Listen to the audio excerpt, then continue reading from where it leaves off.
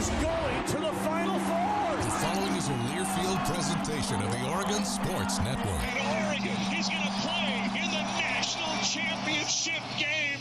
Big Ten champions. Big Ten champs. National champions, yes. Oklahoma City bound the Oregon Ducks. Awesome day to be a Duck, man. Boom inside. Touchdown, Oregon. He gets loose.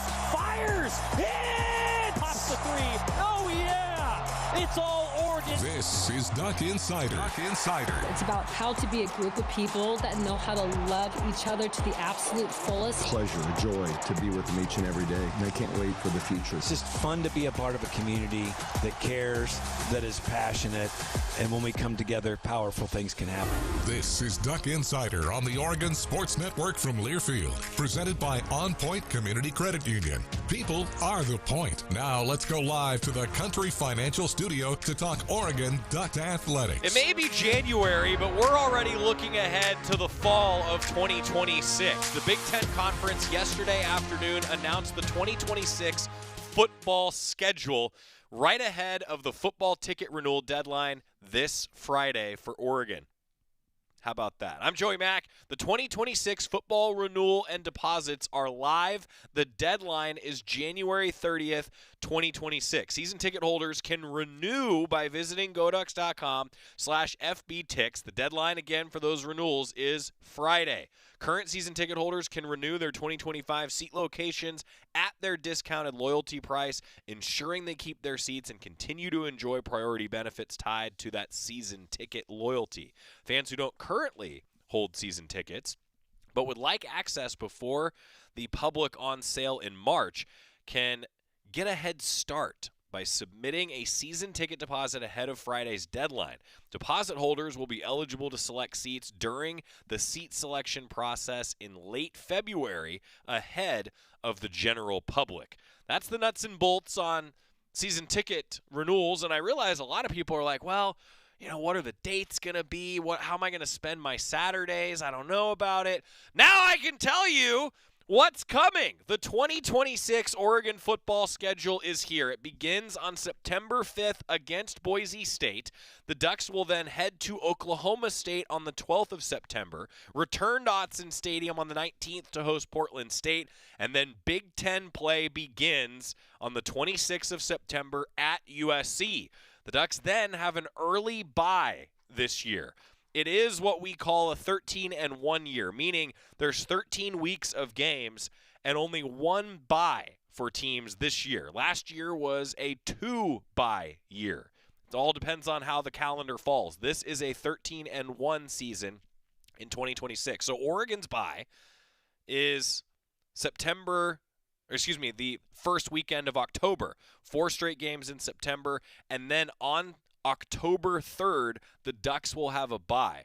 I'll be honest with you, I have not done my research enough to know what games are going on that day. How am I going to be spending my Saturday? Maybe we'll find that out by the end of the show. The Ducks then will return to Big Ten play, hosting UCLA on October 10th. The Ducks then have back-to-back home games, with Nebraska coming to Autzen Stadium on the 17th of October. And then Oregon heads to Illinois. Should be a good game in Champaign on October 24th. And then how about this? I can hear our friend, the head of marketing and here in the Oregon Athletic Department, Brooke Robinson, cheering with fists in the air because Northwestern visits Autzen Stadium Halloween night. October 31st, Northwestern visits Autzen Stadium. The Ducks then have a gauntlet of a November. On the 7th of November, the Ducks travel to Columbus, taking on Ohio State. The Ducks then play the now Kyle Whittingham-led Michigan Wolverines on November 14th. The Ducks then visit Michigan State on November 21st and return to Autzen Stadium to host Washington on the 28th. There's your schedule. 8 straight weeks of games to finish the regular season for the Ducks. Northwestern is the only other Big Ten team that has at least 8 straight weeks of games. The entire Big Ten football schedule is available on the Big Ten Conference website. one question that was asked to me: which of Oregon's opponents and how many have byes before they play the Ducks? Illinois does. Illinois is a team that has a bye before playing Oregon. That's week 8. UCLA also has a bye before playing Oregon. Now, I actually misspoke a second ago. I said Northwestern was the only team that had to play 8 straight weeks. I meant to say Northwestern is the only team that has to play more consecutive weeks than Oregon. There is one other team that has to play 8 straight weeks. With the way the schedule fell, it's UCLA. UCLA has a bye before playing Oregon. The Ducks and Bruins both have a bye in week 5, and then both programs will play 8 straight weeks. Northwestern has a bye in week 2, and then will play, well, let's just say a lot of football before they get another break in the action. Wow. Big Ten football schedule is here. And I should also say the Ducks have no back-to-back road games. No back-to-back road games. So although the Ducks and the Bruins are the only pair in the Big Ten that have 8 straight to finish the regular season, no back-to-back road games for the Ducks. And instead they have back-to-back home games when they host UCLA and then play Nebraska. But Illinois, unless I misread the table, and Scott and Saul are here today to correct me, the only team that really has the quote-unquote advantage against Oregon is Illinois. Illinois has that bye before playing Oregon, before hosting Oregon. But meanwhile, UCLA and Oregon both have byes before the Ducks play the Bruins. Again, 13 weeks, only one bye with how the calendar falls this year. Also, TV selections. Those will come at a later date. We all know that it can be tough to plan for a football Saturday because we don't know what all the kick times are until sometimes 6 days before the game. That's when TV can make selections, or maybe 12 days before the game is when TV makes initial selections. However, there is a round where TV times can be selected before the season begins.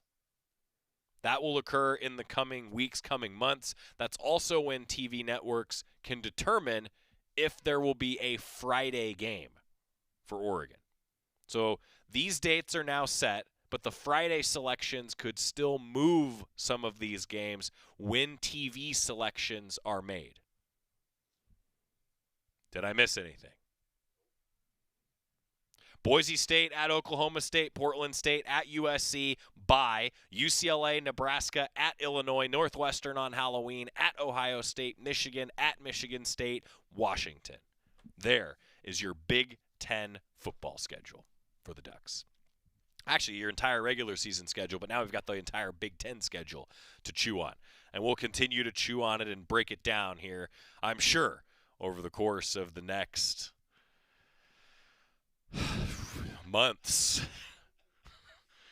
I was going to say weeks, and then I realized, this is going to be months of breaking down the schedule. And again, I didn't do a proper enough of research to know how are we spending our bye week the first week of October. We'll have to see what the other good games are that week. We'll do that.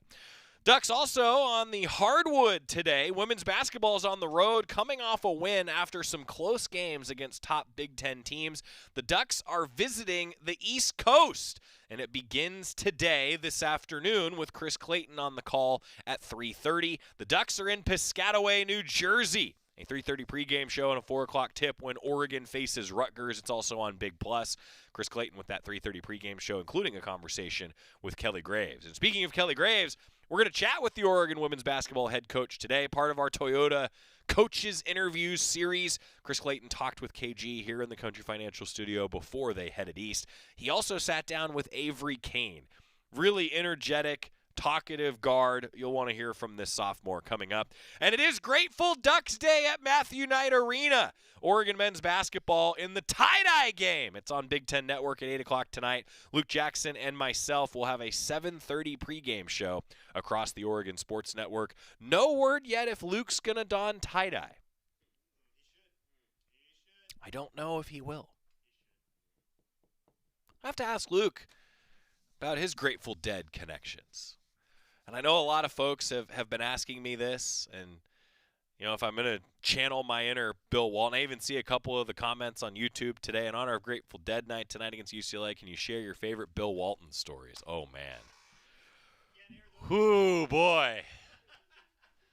My favorite Bill Walton stories. I got a few. We'll do that on today's show. Stick with us. We're going to talk a little hoops when we come back. Keep it here on the Oregon Sports Network from Learfield. As a local community credit union founded by teachers, OnPoint is committed to supporting the students and faculty at the University of Oregon. And on game day, we're right there with you, on the field, in the bleachers, and in the classrooms. Drop by one of your local branches today and discover the many ways OnPoint can help support your financial well-being. OnPoint Community Credit Union. People are the point. Federally insured by NCUA. Equal housing opportunity. We know you turn to the Duck Store for all your game day needs. And for students at the University of Oregon, it's even more. Class supplies, jobs, a seat on our board, a place to take a quick coffee break. Because we're your student-first, non-profit college store, every purchase you make directly supports the very community we serve. From working in our counters to studying in the classroom, from directing our stores to cheering in the stands, the people we serve, the students, are the very people who are the Duck Store. Duck Insider, your home for the latest news on Oregon athletics on the Oregon Sports Network from Learfield. I'm a pretty great multitasker. I can wash dishes and do laundry. I can roller skate while walking my dog. I can even order lunch while doing my homework. But I can't use my phone while driving. A distracted driver is one of the leading causes of death in the United States. So when it comes to driving, please, don't be a multitasker.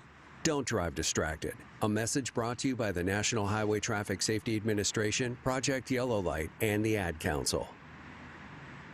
How serious is youth vaping?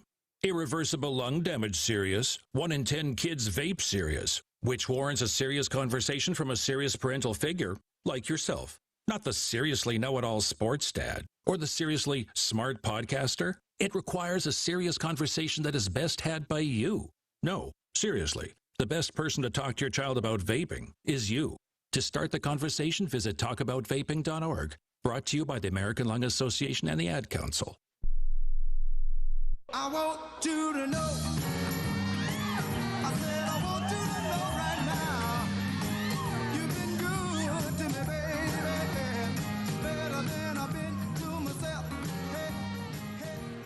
It's Duck Insider, presented by OnPoint Community Credit Union. Joey Mack in the Country Financial Studio. The first story I can tell you about Bill Walton. He came up to me when I first started doing basketball games. So remember, Bill didn't know who I was. I still, to this day, I'm not sure that Bill knew that Jerry had stepped down from doing basketball. Maybe he just assumed we were both there. I don't know. In any case, Bill comes up to me and he just goes, "So, how'd you get here?" He basically wanted to know. And I'm not kidding you. I gave him the 15-second story of how I got there, which when I was 24, that was pretty much all I needed. But he then, I'm not kidding you, continued to ask questions. He genuinely cared. And I remember 24-year-old me, who was wide-eyed and going, I am talking to Bill Walton at shoot-around right now, right? 24-year-old me, I still remember that. He genuinely cared about how I got to be behind the mic for Oregon basketball. That meant a lot to me with Bill Walton. Women's basketball is on the road today, getting ready for Rutgers, a 3:30 pregame show with Chris Clayton across the Oregon Sports Network. Toyota coaches interviews. Kelly Graves was here in studio with Chris. Coming off a big win Saturday, took down Penn State 88-59. Ducks head coach Kelly Graves. Coach, you talk about the importance of a win going into that game. In our pregame conversation, you said, we need a win. And the team, you could really feel that urgency from the squad. Yeah, we really did. I mean, my goodness, we'd had, some close losses, and it'd been a couple of weeks. And, yeah, we needed that something to make us feel good, about going into the rest of the season. And, we've still got so much to play for, so many opportunities. But, Penn State's not a great team, but we played well, and everybody got to play. I think almost everybody scored. Everybody at least contributed. And so those games kind of make you feel better. Practice this morning after a day off yesterday was a lot more energetic, and I think our kids just got that little bounce back. Yeah, sometimes you just need a morale boost, right? Yeah, you do. And one area you talked about you wanted to see improve, especially after the Minnesota game, was points in the paint. You had 50 points in the paint against Penn State, and their starting center was hurt and out. But it seems like you had a conscious effort to get it inside, and the team played well there in the painted area. Yeah, with or without her, and Gracie Merkel is quite a unique talent. I think they're better in some ways without her. I mean, they're giving up 92 points a game. So she's not able to guard or get up and down the floor. But we had planned to, take it at her. She only averaged, even though she's 6'6", 6'7", she only averages 1 block a game. We were going to be real active around that free throw line area with our posts, and then try to get by her and those kind of things. So, yeah, there was an emphasis there. And like you said, 50 points in the paint after what we have, 16 the game before. Yep. It's just a complete difference. And it's not always your post players. It's funny. I think Tony Parker led the NBA in points in the paint as a point guard 5 or 6 times in his career. Mm-hmm. So it's just getting downhill. Our guards did a nice job. We got a lot of layups in transition. Obviously our post players did a lot. So it was just, our mindset was a lot different, and they allowed us to. And you had back-to-back games with 4 players in double figures, so the balance was there. But Sarah Rambis led the way with a career-high 20 points. It seems like she came out aggressive and just kept on scoring. Yeah, and on top of her 20 points that she got, she was active on the rebounds as well, and I think she was just being aggressive, and we really need that. Katie is really trying to improve her vision, knowing where everybody's on the court. And she was finding people both in transition but in the half court, even though she still got 15 shots up and scored 15 points. It wasn't forced, and that's what I like. So we saw some improvement with her. Mia Jacobs, got hot in that second half a little bit, and that helped us get going. I can't remember who was the fourth in double digits. But Amina Muhammad scored well. Ahis scored well and rebounded well. So we got contributions across the board, and that was really, really nice to see. It was Ari Long. I couldn't Ari remember. Long, I thought I stayed quiet. I couldn't remember either. Ari Long. It's kind of been our team this year. It's just a different one. We don't always rely on 1 or 2 players to do everything. And who I was impressed with, I thought she had a good game, was Sophia Bell. Yeah. She's looking to be a lot more aggressive offensively, and it's just in her nature. She's a 4-point student. She's never gotten an A- in her life. Graduated from U of O in 2 years. She's now doing her MBA. She's in her MBA program, which, by the way, stinks in some ways because they only have so many classes, and so we have to fit practice in when we can. Our practices are pretty early in the morning, but we've asked her to do more. It's not in her nature. Because when you try to do more and expand your game, your role, you make mistakes. She doesn't like to make mistakes, but I'm really proud of her, and I'm impressed with how she's playing, and I think she can be an X factor from here on out because she's capable of giving us even more than she does. And she's a junior now, but still a relatively young team. I mean, it's her first time getting extensive tons of minutes this year, and you factor in Hisa Tute's a sophomore, Fiso's a sophomore. It just feels like everybody's growing and learning game to game. Yeah, and you see it. You see that growth, and then sometimes you see, the downside of being a young team. But what I like about this group is they're homegrown, so to speak. These are players that didn't have big roles last year, and now they've stepped into those roles, and they're doing very well. And that's kind of how it used to be in this business. We didn't go out into the portal and just plug holes or recruit over the players we had. We mixed in some good recruits in areas that we just had a deficiency. And I like this mix-up. or the makeup, not the mix-up. Right. We mix up enough. The makeup of our basketball team, and I just see nothing but positives going forward in this last, month and a half of the season. Talking with Ducks head coach Kelly Graves, and somebody you brought up, a player that's made great growth too, is Katie Fiso. And there's no doubt she's a rising star in college basketball. 7-point assist doubles this year that leads the country. But there were some possessions against Minnesota. You had her out of the game for that particular moment. The team was playing a little bit better with her on the bench, and she bounced back pretty well. But where have you seen her improve and develop in her facilitating that you've talked about? Yeah, well, for those that are watching, and not just listening, sometimes when she penetrates, her vision's here, and she's a scoring guard, right, by nature. And sometimes when she penetrates, gets in the paint, she gets among those tall trees, and she's ending up taking some tough shots. And there are people open on the perimeter, and I think she's gotten into a point. And it all comes from she's trying to do the right thing. She truly is. But I thought what she did this last game was she started to see the open people. She attracts so much attention. And now the scouting reports are saying, hey, when Fiso drives, she's looking to score, so let's load up. And she's finding open people. And that was fantastic. I mean, I just saw improvement in that game. We're really working on it in practice, and we just got her to expand that vision. And when she does, that's when she becomes the Katie Fiso that maximizes her potential, and she's got a lot of it. So, but again, she's trying. She doesn't do it out of any selfishness at all, at all. And you can see it day to day and in games. She wants to do the right thing. If she had to score 2 points and get 15 assists, I think she would, just whatever it takes. And I talked to her about like Sabrina, and Courtney Vandersloot too. She was a scoring guard, but Sabrina, when she was here, she always tried to get her teammates involved early in the game. She had the same MO. Let's get them involved. And then if it wasn't quite working or we needed more, then she became a scorer. And she could score with the best of them, right? But she was always trying to get the others involved. And I think Katie is, again, didn't play much as a freshman. She's just in her sophomore season, and she's learning. That's Kelly Graves talking on the Toyota Coaches Show with Chris Clayton. Timeout. We're going to continue that chat with women's basketball on the road today. Keep it here on the Oregon Sports Network from Learfield. Dear Winter, Toyota's got 25 vehicles with available all-wheel drive and four-wheel drive, and that's more than any other auto brand. So you bring the action, and we'll bring the traction. Toyota, let's go places. Based on manufacturer's websites as of 10/20/25.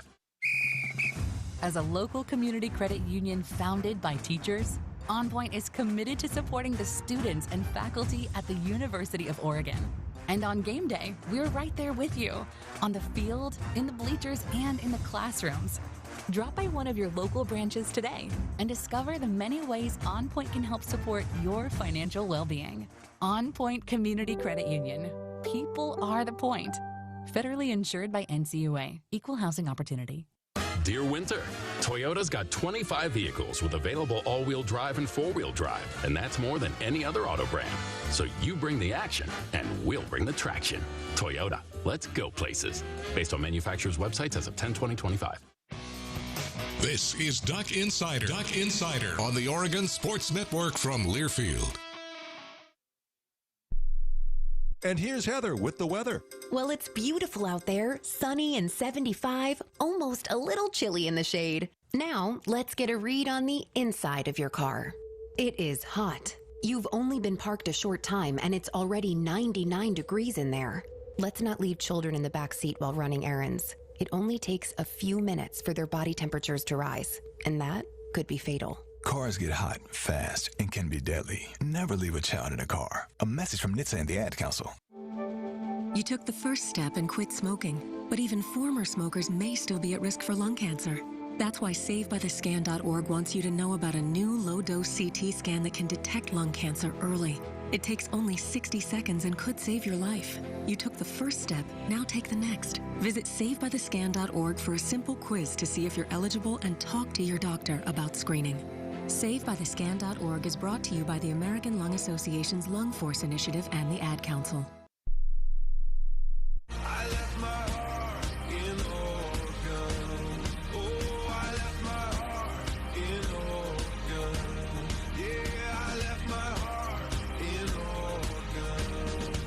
Doug Insider presented by OnPoint Community Credit Union. Oregon women's basketball in action today. 3:30 pregame show from Piscataway with Chris Clayton. Continuing the conversation that Chris had with Oregon women's basketball head coach Kelly Graves, brought to you by Toyota. Something in conference play across 9 games, what you're doing really well, shooting the ball, 39% from 3. Is it just a matter of the shots are falling? Is it shot selection? How have you been shooting the ball so well in these tough, really good defensive teams? Yeah, see all of the above. Okay. Right? We're getting better shots, and I think Katie's starting to create some of those for us. And then, we are just, shooting better. So, it's a little bit of everything. But anytime you can, get downhill, force the defense to shrink the court a little bit, then you're starting to get open people on the perimeter. And then we talked about Sophia being aggressive. So now when you penetrate and we draw help, we kick it out, and now you've got long closeouts. So not only do they have the shot maybe, but then now they can drive against somebody that's closing out on them, and then that leads to the next shot. And I think that just a great pick and roll play, great penetration into the paint just starts the dominoes. They start to fall, and you get, just better looks at the basket, and we're getting the right people shooting. That's all. That's something else that matters as well. And one of those players that we brought into studio this week, Avery Cain, she's shooting in conference play 53% on threes from the corner. What has she brought to this team? It feels like she's really shooting it well as of late. Yeah, Avery's got a chance to be a really good player. She just hasn't been as consistent as we need to, and that starts on the defensive end. But she's got all the makings of what could be a tremendous college basketball player. She's got length. She's got athleticism. She has the ability to shoot the three. She's a good cutter. She's a good finisher in transition. So she has a lot of the things that necessary to be a great player, and I didn't realize it was that high. And she does like that corner spot. That's her spot. She does. That is her spot. But I think she's got to continue to develop her entire game, and when she does, she just gives us another great wing, with length and athleticism that make us a lot more difficult to defend. And as we get into the intricacies of these games and some of the X's and O's, I did want to ask you about a couple players that aren't playing this year but are on the team. That's Elisa Mevius and Mallory Heyer. We'll start with Elisa Mevius. Obviously, was going to be a star this year, went down with a torn ACL, but she's still around the team, still rehabbing and getting back. Where is she at, and how is she still making her impact felt? Well, she is a headache for the trainers, and I'll tell you why. I'll tell you why. She wants to do more. Right. That's just in her nature. That's who she is. She's a doer. She's active. And when you have a knee injury like she does, you just have to take it easy. You have to follow the steps. But she is an amazing person. I mean, you've spent time around her. She's just a life lover. Mm-hmm. She gives life off every time you're around her. You go away feeling better about yourself. She's just one of those people. Her attitude's infectious, and and she's a really good player. I think we forget that she was probably going into this season our best player as well, and in an important position. Mm-hmm. And then the other is Mallory. Is that who? Yeah, Mallory Heyer. For those that don't know, she's that blonde sitting on the bench now that just got here at the break. Mm-hmm. She graduated at the University of Minnesota in finance in December. She has 1 year left. She started 102 games at Minnesota. She started every game she played in for 3 seasons. And last year against us, I think she had like 14 points, 11 rebounds, something like that. Yeah. She had a great night. But she's an excellent player, hard worker, great rebounder, a good three-point shooter. I think her and Sarah Strong are the only two in a certain category. After she signed, my numbers guy and my guru that I go to for NCAA statistics, he sent me a note saying there were only 2 players in the country last year that had this amount at rebound rate and shot the three at this level. Wow. Mallory Heyer and Sarah Strong. That's good company. That's pretty good company. Anytime you're with Sarah Strong, for those that don't know, she plays at UConn and is probably the best player in college basketball right now. She's going to, I think, really step into that role maybe Mia has given us, but I think she, just rebounding-wise and toughness and hard work, she's going to be a great fit. And she's healthy and practicing with the team. She's just not eligible to play until yeah, next and a year. lot of times, she actually gets a lot of run because she's practicing sometimes with our practice guys. Yeah. She's on that practice squad, and I'll tell you, she's terrific and a really nice person, and she's going to be a grad transfer, or is considered a grad transfer. And now looking forward to another long road trip, the longest yet in Big Ten play, as you go all the way to Piscataway, New Jersey, and then to play at Maryland. Starting with the Rutgers game, what do you know about them and what's going to be key to getting a victory there on Wednesday? Well, we have to have that road mentality. They're really athletic. They play super hard. We're going to have to take care of the ball. We're going to have to rebound. We're going to have to do those things that, keep them in front of us. We can't allow penetration to the basket. The same things where we've struggled from time to time. Coquise Washington, their coach, has done a great job over the years. She's one of the best coaches in the business. They kind of had to retool the whole team. And so it's a new group, and they're still trying to find their way, but they got a good win last week against Penn State. Yeah. They've played everybody close. I mean, it's a good team, and it'll be a tough test. The Maryland game, Maryland's obviously one of the best teams in the country, and they're loaded with talent. Brenda Fries does an awesome job, and so we've got our work cut out for us. I've never coached a game in New Jersey, by the way, and I've never coached a game in Maryland, so I get to cross off 2 more states that I think I'm up to now 44. 44. Do you know offhand what are those 6 remaining? Well, they're all in the same area, 2 different areas. So I got New England, Maine, New Hampshire, and Vermont, and then Delaware, West Virginia, and Virginia.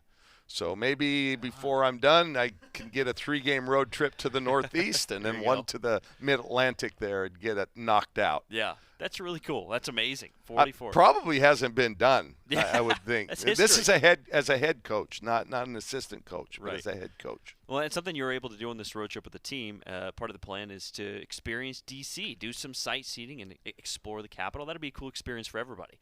Yeah, Ron Wyden and his office reached out to us. Of course, Senator Wyden's a big fan of the Ducks, and and when he's in Eugene, he likes to come to our games. And they reached out and offered a tour of the Capitol.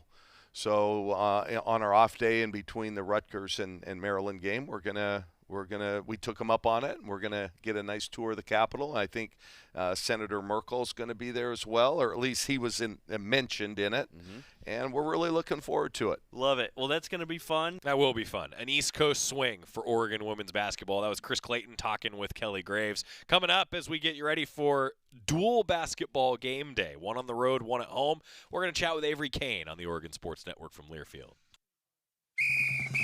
As a local community credit union founded by teachers, OnPoint is committed to supporting the students and faculty at the University of Oregon. And on game day, we're right there with you, on the field, in the bleachers, and in the classrooms. Drop by one of your local branches today and discover the many ways OnPoint can help support your financial well-being. OnPoint Community Credit Union. People are the point. Federally insured by NCUA. Equal housing opportunity. When life blindsides you with an injury, you need a team that's tough. For over 30 years, Morgan & Morgan has been fighting for the people. This season, we're proud to partner with Oregon Athletics. Because whether it's on the field or in the courtroom, we're both determined to do what it takes to win. Morgan & Morgan, proud partner of Oregon Athletics. Injured? Dial pound law. Morgan & Morgan, 10150 Southwest 6th Avenue, Portland. Prior results do not guarantee a similar outcome. Your daily dose of Oregon athletics. This is Duck Insider from Learfield. In sitcoms, when someone has a problem, they just blurt it out and move on. Well, I lost my job and my parakeet is missing. How was your day? But the real world is different. Managing life's challenges can be overwhelming. So, what do? We get support. The Huntsman Mental Health Institute and the Ad Council have mental health resources available for you at loveyourmindtoday.org. That's loveyourmindtoday.org. See how much further you can go when you take care of your mental health. Snakes, zombies, sharks, heights, speaking in public.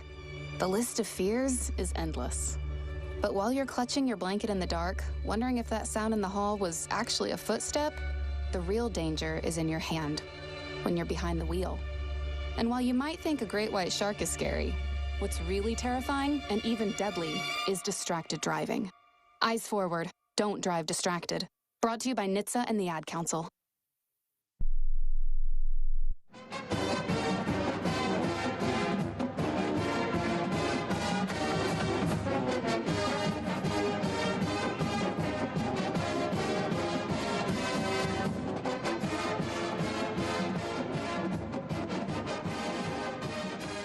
Second Sider presented by OnPoint Community Credit Union. I'm Joey Mack here in the Country Financial Studio. A 5-star recruit coming out of high school, played her freshman season at UCLA. Now sophomore guard Avery Cain here at Oregon has had some, shall we say, relatively important three-point shots for Oregon, particularly recently, and has been a big addition to Oregon's team. Avery Cain talking this week with Chris Clayton, part of the Toyota Coaches Show.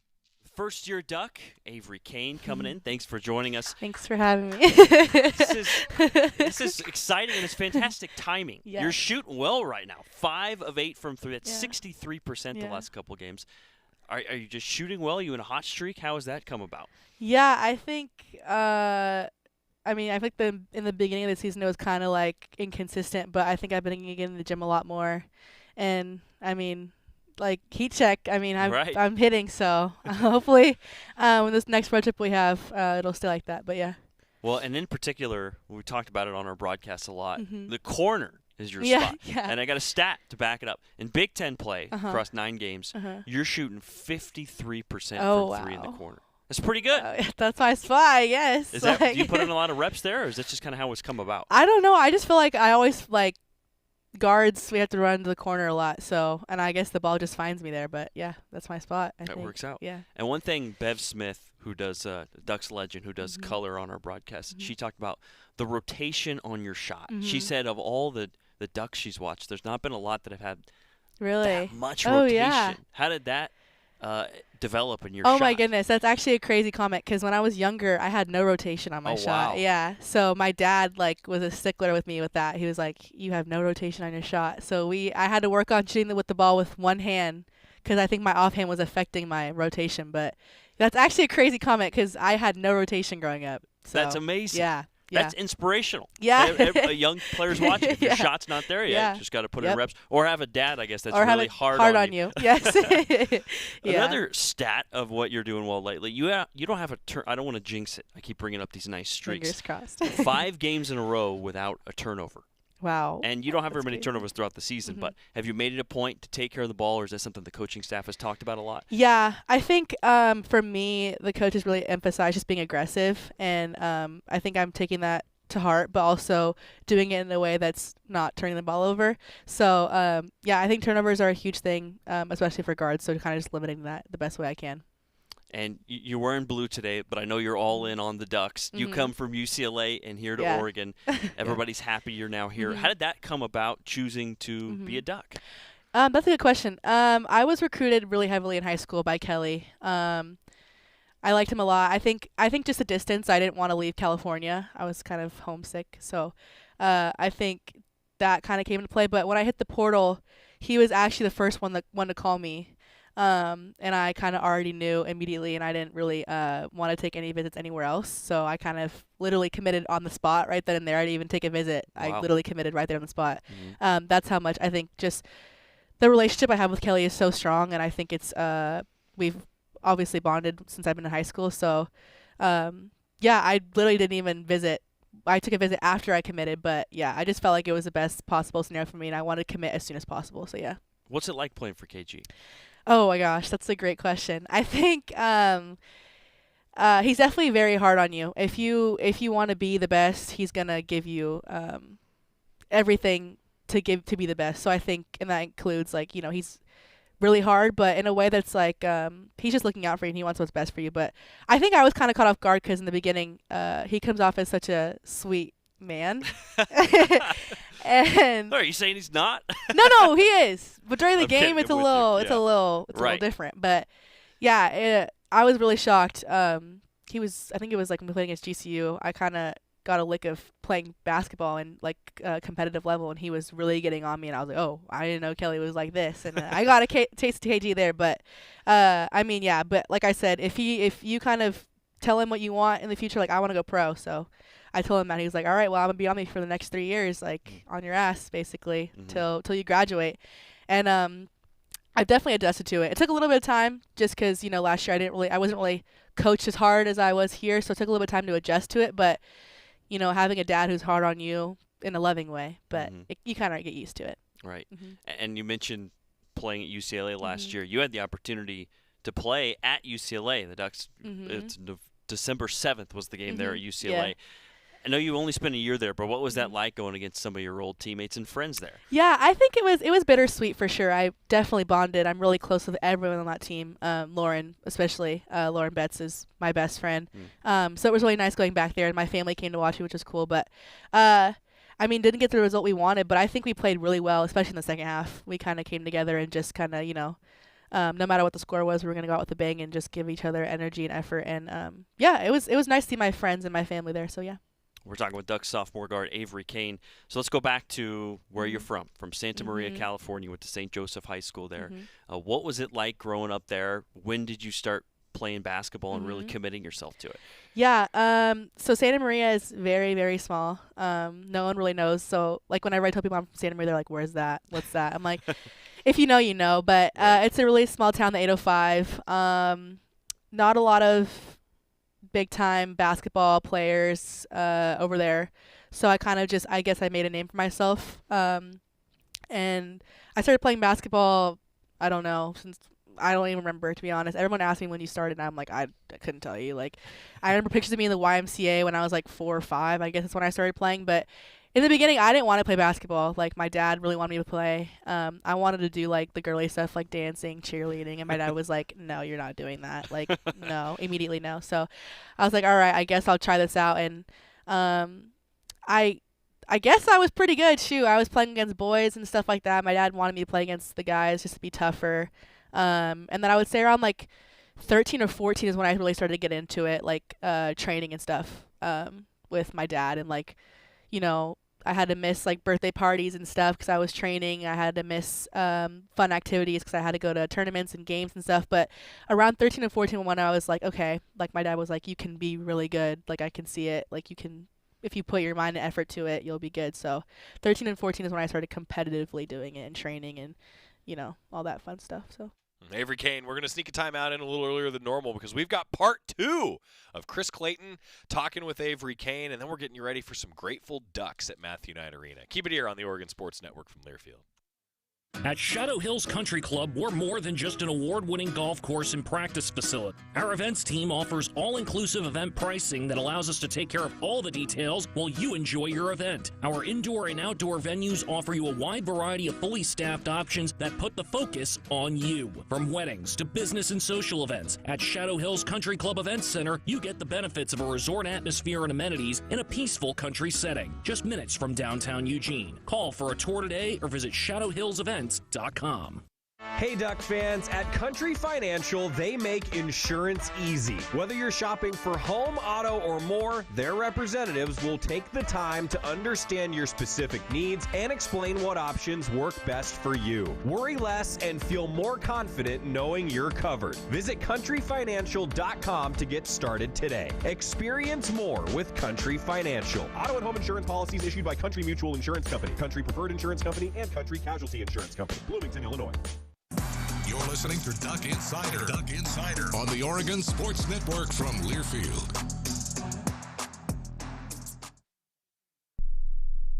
My name is Ariel. I moved to the U.S. at 19. I spoke no English and I struggled finding job opportunities. Everything I have, I owe to the Adult Literacy Center and getting my high school diploma at age 22. It was an honor helping you achieve your greatness. Now you're helping others achieve theirs. It inspires me. When you graduate, they graduate. Find free and supportive adult education centers near you at finishyourdiploma.org. Brought to you by Dollar General Literacy Foundation and the Ad Council.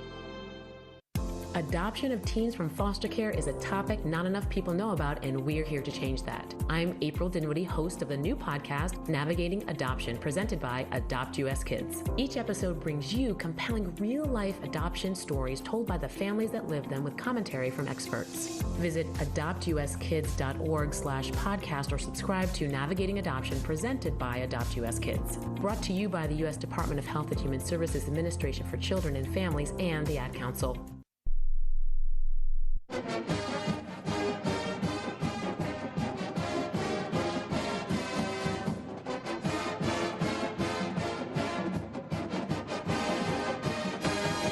Duck Insider, presented by OnPoint Community Credit Union. Joey Mack with you inside the Country Financial Studio. We heard a little bit from Kelly Graves, now hearing from Avery Cain. The Duck women's basketball team coming off a nice win. I say nice, and I'm sure they're going to tell you it was still things to improve on, but it felt good to get a win again against Penn State, an 89-59 win. That came, remember, after Oregon had lost a few games by close possessions. Kelly Graves said, like, the Ducks could easily have a winning record in Big Ten conference play if it weren't for a few possessions. I mean, that's sometimes the nature of college basketball in general, but it's also, I think, a reflection of how good the Big Ten is. I mean that. Like, Oregon is still in great position to make the NCAA tournament. I say all that, though, with context before you hear the rest of this conversation with Avery Cain, because getting ready for a matchup with Rutgers, that's a game, even on the road, Ducks got to take care of business in this one if they really want to bolster that resume, because then Maryland, one of the better teams, not just in the conference, but in the country, is on the horizon for the Ducks with this East Coast swing for Oregon women's basketball. It's a 3:30 pregame show and a 4 o'clock start for Oregon in Piscataway. Chris Clayton will have the call, and Chris Clayton sat down as we continue his conversation with Avery Cain. And you were number 42. Mm-hmm. You were number 2 at UCLA. Mm-hmm. That's because it was retired. Jackie Right, Robinson, of right. course, were 42 Yes. at UCLA. Yeah. You are number 42 now, and you bring up your dad. Mm-hmm. Look at this. If you're, Oh, if my you're goodness. If you're listening right now, we have a picture of Avery Cain and a that's man so cute. driving it hard to the Yeah. rack with a left-hand dribble. With his left hand. Wow. And from Quincy High School in Illinois. That's your dad, right? Number 42. That is my dad. That's my pops right there. Yeah. I mean, wow, he looks so young. But yeah, when I was in high school, I was actually number 2. So I kind of took that into UCLA, and then I transferred here, and Katie obviously number two. So I was like, okay, I'm not gonna battle that. But right. Yeah, my dad's like I said, I've been talking about him this whole interview, but he's the reason why I'm playing, honestly, and he's gotten me where I am today. We have a lot of tough love and stuff like that, but at the end of the day, like, he just wants what's best for me, and I kind of wanted to honor him in that. And I mean, 42, like Jackie Robinson, like, it's a legendary number, not only just for my dad, but I kind of wanted to emphasize that. But yeah, my dad is the reason why I'm doing it. I kind of wanted to honor him and shout him out in that way. So yeah. Yeah, that's really cool. Mm-hmm. Do you guys text or talk after every game? Yeah, I would say especially now we do more than ever. He's kind of laid off me a little bit because I'm 20 now, so I'm like, you can't. That's fair. Can't be doing all that. Right. But he still texts me here and there. After the games, I always call him. Even before, sometimes if I'm like nervous, I'll call him. Right. And like he's very nonchalant. He's very chill. Mm-hmm. So like he'll just be like, just do you, bro. Like, you're gonna be okay. Shoot, like, be ready to shoot, but just play. Like, at the end of the day, like, you know what you're supposed to do. You came here for a reason. They recruited you for a reason. So it's always nice to have him kind of ease me down a little bit. Yeah, basketball obviously a big part of your life, but what do you like to do off the court? What are some of your interests and hobbies there? Well, I do love to shop. So shop and eat. I think me and my friend Ari on the team. Yeah. Shout out Ari. Ari and I will do a lot of fun activities together. We'll drive 2 hours in and out. In and out's like 2 hours away, whatever. But you gotta do what you gotta do. You gotta thug it out. But we'll go to In and Out. We'll go shopping. I don't know. I'm a very outgoing person, so I like to do a lot of like things, and I'll like convince my team to come with me sometimes. I'm like, guys, come, we'll do this. And during football season, we went to I love going to football games. Yeah. Oh my gosh, I love going to them, especially when your team is good. Like, right, that helps. It's nice to watch. But yeah, that for sure. And you mentioned there's a long road trip coming up, going to Right. Rutgers and to Maryland. You've had a couple of them already. Mm-hmm. When you have these these days where you're expected to rest and recover sometimes in your hotel room. That's part of having success in road games. But what do you do to kill time? If you look and think, I have 4 hours to kill here, what do you like to do? Yeah, that's a good question, actually. I think I'm not very superstitious when it comes to stuff like that, but maybe if I'll take a nap if I'm tired, but I'll FaceTime my brothers, I'll FaceTime my mom. Like, if I'm bored, I'll just Sarah's my roommate, Rambus, so I'll just be chatting to her. But yeah, I'm trying to be off my feet as much as possible in those terms. But yeah. Yeah, and it's a lot of hotel time. I mean, that's the reality of the road trips. Big Ten. And for the team, going back to Saturday with the win over Penn State, you had a little losing streak going into it. Yeah. Just a massive third quarter for the team. You beat them 34-11 there in the third. I know you guys take every game with a level of intensity and focus, but was there a little extra urgency going into that game with the losing streak you had going? Oh, for sure. 100%. I think obviously that losing streak sucked. Like, that's it's hard to be in a slump like that. And especially when like we could have won every single game that we lost. Like, she's scared you were there, bro. Like, we could have won. Like, so many games this year. Yeah, right so many games. And so I think going into that game against Penn State, we were just kind of like, we can't, like, it's now or never, especially with like the March Madness coming up and stuff like that. We want to be in the best spot. But I think, yeah, to your point, I didn't know we were 34, and the score was 34-11 in the third. Huge third. Yeah, and I think it showed. I think we have a level of intensity that we can bring to the games more consistently, but I don't know why we just haven't been bringing it out. But hopefully this was a sign for us that we can, keep it pushing. But, yeah, I think just when we came in at halftime, we were just like, guys, like, now, like, new half, let's play even harder than we did the first half. So, yeah. What do you think you guys have learned from these close games? You've also won a couple close games. You beat Auburn on the road, beat USC on the road, some big wins there. But what have you learned from all these close games?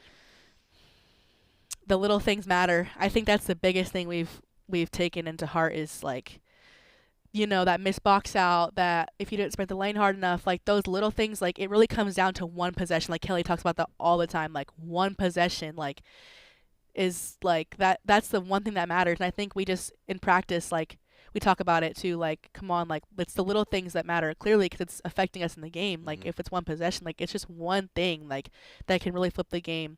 So that's the biggest thing. I think is just the little things matter and really digging deep and pushing each other and obviously and honestly bringing out a different competitive level in ourselves. I feel like in the summer we were really hard, like, it got wicked. I'm not gonna lie, like, it was really like competitive, like, and we kind of lost that, I feel like, during season. And obviously it's a long season, it's tiring, I get it. Like, in the summer you're all ready, you're fresh, you're juiced up, ready for the next season.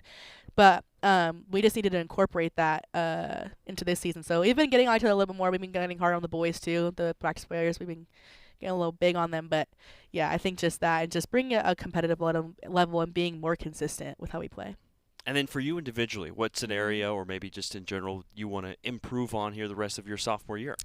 Yeah, I've been talking with Kelly and Trey and Peyton about this, but I think I know I'm more than just a shooter. So I've been trying to play off the dribble a little bit more. So, like, obviously, I think I'm a pretty good shooter. So I think so too. I already dropped some stats about it. So the math is there. Yeah. I think it's really hard to play against a good shooter, but who could also drive to the basket too, because you have to close out. It's a long closeout you need to go. I don't know how to describe it, but I'm trying to play off the dribble more and obviously not just be a knockdown shooter, but other things, and help Katie out too.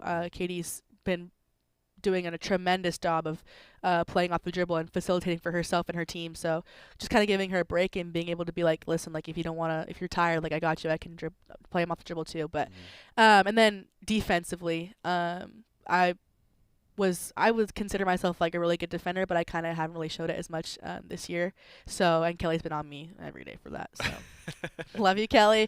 But yeah, just being a really good defender and a really good shooter and player off the shot. So, yeah.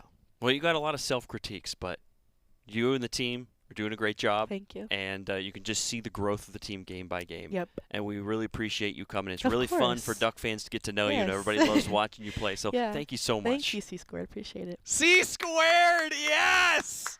Yes, there has been now a 3-year conversation about what Chris Clayton's nickname is going to be. Because, look, every single member of our broadcast team, whether they like it or not, has been given a nickname. Some of it's happened naturally. I'm a firm believer you can't give yourself your own nickname. It just happens. And for Chris, Kelly Graves said, well, we should call you the Conduit because you're the conduit to fans. You know, it's like Chris the Conduit. I liked Conduit. I thought Conduit was good. But now that the team, and a little bit inside the operation for you, the SID, the Sports Information Director for Oregon Women's Basketball, is also named Chris. So the team commonly refers to Chris and Chris as C squared. But Chris Clayton, C squared, I mean, the nickname can apply to him and it can apply to both Chris's. And what are we going to put on the Chris nickname card? Is it going to be C squared or is it going to be Conduit? C squared's easier to say. C squared's easier to say.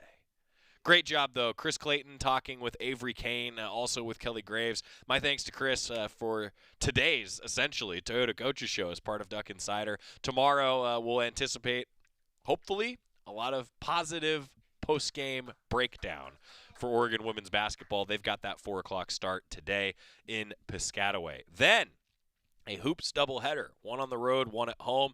Tie-dye tonight at Matthew Knight Arena. It's game day, 8 o'clock on Big Ten Network, 7:30 pregame show for Oregon and UCLA. Remember the last time Oregon played UCLA, Nate Biddle was banged up, coming off an injury. Kwame Evans Jr. was sick in that game. It was one of the first Big Ten Conference games the Ducks played in December. Now, a little different-looking Oregon team and a little different-looking UCLA team. Sky Clark has been out recently for UCLA, so they've got a little bit of a shorter depth chart, if you will, in their backcourt. But Oregon will be without Takai Simpkins, without Jackson Shellstad, without Nate Biddle, and without Ezekiel Demir in the game tonight. Coach Altman said he doesn't anticipate any of those guys to play. 8 scholarship athletes available for Oregon men's basketball. That means the likes of Luke Johnson, Drew Carter going to give the Ducks some important minutes. And look, if you're the Ducks right now, it certainly hasn't gone the way that you'd like. What do you have to lose? You don't have anything to lose. As Dane Altman would say, swing away at the Bruins. 7:30 our pregame show tonight. Tie-dye at Matthew Knight Arena, our Grateful Ducks game. Oregon football schedule, we've got one. See you tomorrow. My mom has taken up going to the park to practice yoga. My dad's going to a club, but not a book club, a salsa club. Finding new